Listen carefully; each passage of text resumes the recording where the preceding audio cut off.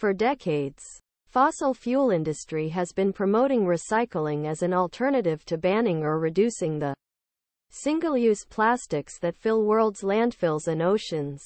Now, at hands of the annual UN Climate Change Conference, industry is taking this step on a global scale and using it to dilute efforts to reduce fossil fuel use. This strategy was manifested at the Third Intergovernmental Negotiating Committee meeting held last week in Nairobi, Kenya. It is legally part of a process that requires an international agreement on plastics by 2024. It all started with great hopes and rising rhetoric, when Kenya's President William Ruto, a country that banned large number of single-use plastics, called on the negotiators to become the first domino stone of an enduring change. It has greatly reduced the use of plastic. Instead, when countries, including Saudi Arabia and China, join trade groups such as the American Chemistry Council to fight against the idea of limiting plastic production in any way, they said, negotiations led to a deadlock and confusion. More than 140 registered fossil fuel and plastic lobbyists attended, and most were affiliated with 6 national delegations, making them by far the largest bloc at the conference.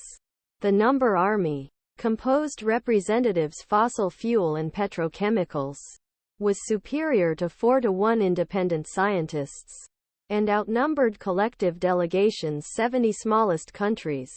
They attended a conference on his agenda which included a stage removal of particularly damaging and interchangeable plastics, suggesting that no such thing was necessary.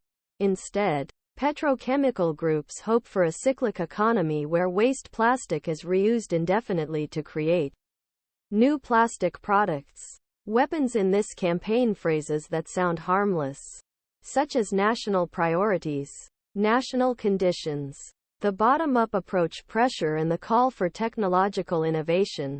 Anti-plastic campaigners argued that all this sought to alleviate real purpose of deal, a binding and robust agreement that would significantly reduce amount of plastic entering environment. This figure is surprising. It is equivalent to dumping 2,000 dump trucks a day into lakes, rivers and oceans around the world. A groundbreaking study journal Science 2017 found 8.3 million tons plastic have been produced to date, and nearly all of these are still landfills or environment. And that amount, study revealed 12 million tons plastic, which authors say will be nature, is still overshadowed. Dumps or the environment until 2050 if nothing changes.